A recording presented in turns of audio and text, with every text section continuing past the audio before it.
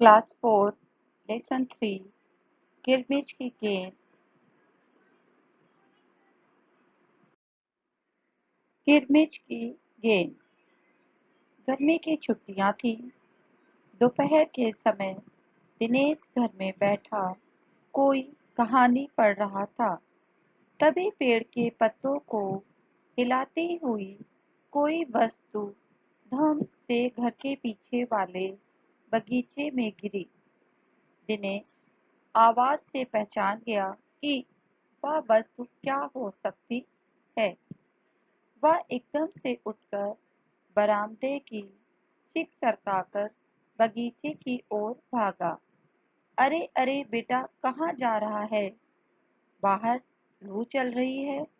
दिनेश की माँ मशीन चलाते चलाते एकदम जोर से बोली। परंतु दिनेश रुका नहीं। उसने पैरों में चप्पल भी नहीं पहनी। जून का महीना था। धरती तवे की तरह तप रही थी। पर दिनेश को पैरों के चलने की भी चिंता नहीं थी। वह जहाँ से आवाज आई थी उसी ओर भाग चला। सामने की क्यारी में भिंडियों के ऊंचे ऊंचे पौधे थे। एक ओर सीताफल की घनी बेल फैली हुई थी। क्यारियों के चारों ओर हरे हरे केले के वृक्ष लहरा रहे थे। दिनेश ने जल्दी जल्दी भिंडियों के पौधों को उलटना पलटना आरंभ किया।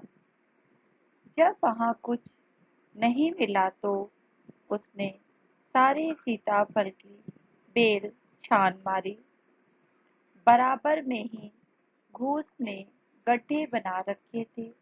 ढूंढते ढूंढते जब उसकी निगाह उधर गई तो उसने देखा कि गड्ढे के ऊपर ही एक बिल्कुल नई चमचमाती किरमिज की गेंद पड़ी है।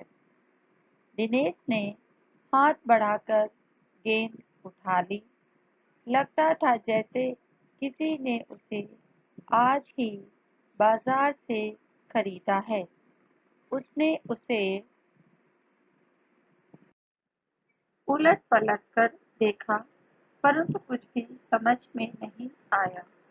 नजर उठाकर उसने पास की तिमंजिली इमारत की ओर देखा कि हो सकता है किसी बच्चे ने इसे ऊपर से फेंका हो। परंतु उस इमारत के इस ओर खुलने वाले सभी दरवाजे और खिड़कियां बंद थे। छत की मुंडेर से लेकर नीचे तक तेज धूप चिलचिला रही थी। फिर कौन खरीद सकता है नई गेंद? दिनेश ने सुधीर, अनिल, अरविंद, आनंद, दीपक सभी के नाम मन में दोहराए। यदि गेंद खरीदी भी है तो इस दोपहरी में इसे नीचे कौन फेंकेगा? हो न हो यह गेंद बाहर से ही आई है। उसने सड़क पर बने गोल चक्कर के बगीचे की ओर देखा, परंतु वहां पर केवल दो चार गाय ही दिखाई पड़ी जो पेड़ों के नीचे सुस्ता रही थी। उसे ध्यान आया कि जाने कितनी बार अपने मोहल्ले के बच्चों की गेंदें क्रिकेट खेलते हुए दूर चली गई और फिर कभी नहीं मिली। एक बार तो एक गेंद एक चलते हुए ट्रक में भी जा पड़ी थी। तभी भीतर से माँ की आवाज आई, अरे दिनेश, तू सुनेगा नहीं? सब अपने अपने घरों में सो रहे हैं और तू धूप में घूम रहा है। दिनेश गेंद को हाथ में लिए हुए भीतर आ गया। ठंडे फर्श पर बिछी चटाई पर वह लेट गया और सोचने लगा, भले ही यह गेंद मोहल्ले में से किसी की ना हो, परंतु ईमानदारी इसी में है कि एक बार सबसे पूछ लिया जाए। गर्मी की छुट्टियां थी। बच्चों ने खेलने की सुविधा को ध्यान में रखते हुए एक क्लब बनाया हुआ था। उस क्लब में सभी बच्चों के लिए बल्ले थे और गेंद खरीदने के लिए वे आपस में क्लब का चंदा देकर पैसे इकट्ठा कर लेते थे। शाम को सारे बच्चे इकट्ठा हुए। दिनेश ने सभी से पूछा, मुझे एक गेंद मिली है। अगर तुम में से किसी की गेंद खो गई हो तो वह गेंद की पहचान बताकर गेंद मुझसे ले सकता है। तभी अनिल बोला, गेंद तो मेरी खो गई है। कब खोई थी तेरी गेंद? यही कोई 4 महीने पहले। तो वह गेंद तेरी नहीं है, दिनेश ने कहा। फिर वह मेरी होगी। सुधीर ने तुरंत उस पर अपना अधिकार जताते हुए कहा। वह कैसे? दिनेश ने पूछा। तू मुझे गेंद दिखा दे, मैं अपनी निशानी बता दूंगा। वाह, यह कैसे हो सकता है? दिनेश बोला। गेंद दिखा देखकर निशानी बताना कौन सा कठिन है? बिना देखे बता, तब जानू। तभी ऊपर से दीपक उतर आया। दीपक अपना मतलब सिद्ध करने तथा अवसर पड़ने पर सभी को मित्र बना लेने में चतुर था। गेंद की बात सुनकर दीपक बोला, गेंद मेरी है। कैसे तेरी है? सभी ने एक साथ पूछा। कल ही तो तू कह रहा था कि इस बार तेरे पापा तुझे गेंद लाने के लिए पैसे नहीं दे रहे हैं। मेरी गेंद तो 5 महीने पहले खोई थी, दीपक ने कहा। जब बड़े भैया की शादी हुई थी ना, तभी सुनील ने मेरी गेंद छत पर से नीचे फेंक दी थी। दिनेश अच्छी तरह जानता था कि यह गेंद दीपक की नहीं है।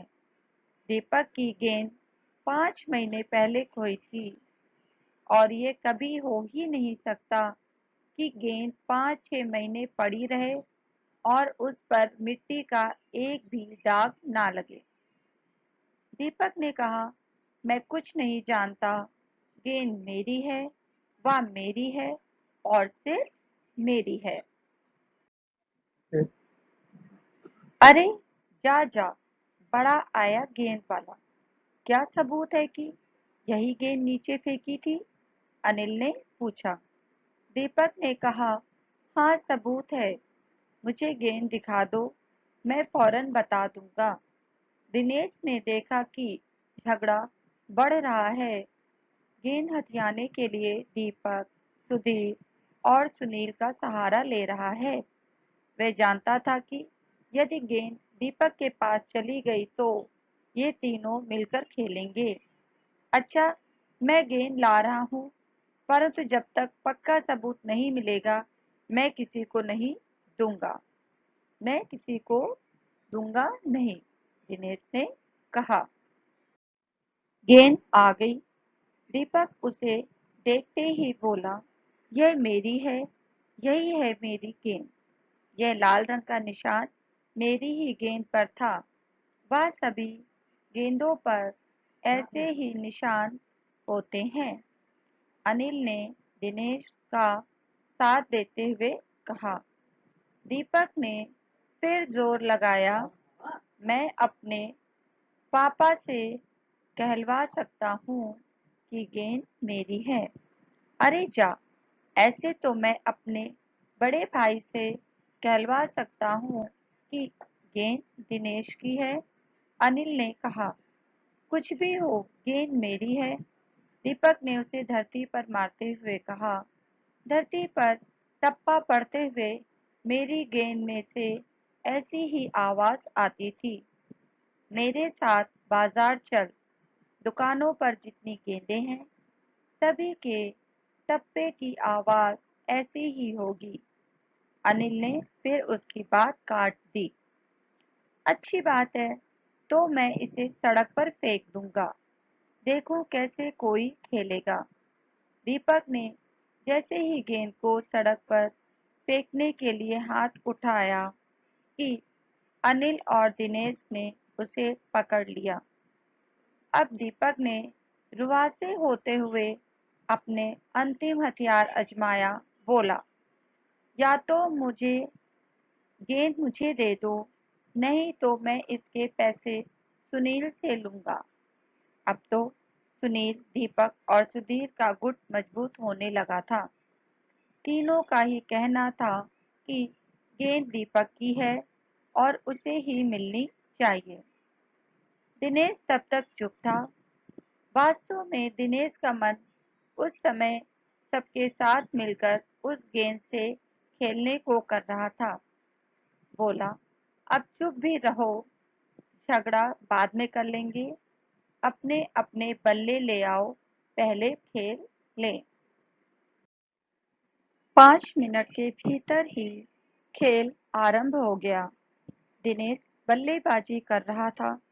अभी 2-4 बार ही खेला था कि वह चमकदार नई गेंद एकदम जोर से उछली और दरवाजा पार कर सड़क पर जाते हुए एक स्कूटर में बनी सामान रखने की जालीदार टोकरी में जा गिरी। स्कूटर वाले को शायद पता भी नहीं चला। तेजी से चलते हुए स्कूटर के साथ गेंद भी चली गई। बच्चे पहले तो चिल्लाते हुए स्कूटर के पीछे भागे, परंतु जल्दी ही सब रुक गए। वे समझ गए थे कि स्कूटर के पीछे भागना बेकार है। एक पल के लिए सभी ने एक दूसरे की ओर देखा और फिर सभी ठहाका मारकर हंस पड़े।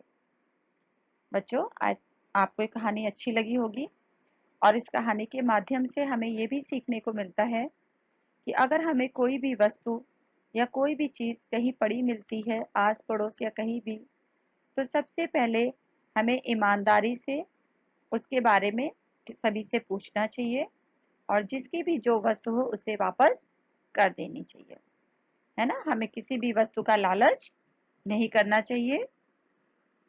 और आपके पाठ का नाम है किरमिच की गेंद। किरमिच माने क्या होता है बेटा?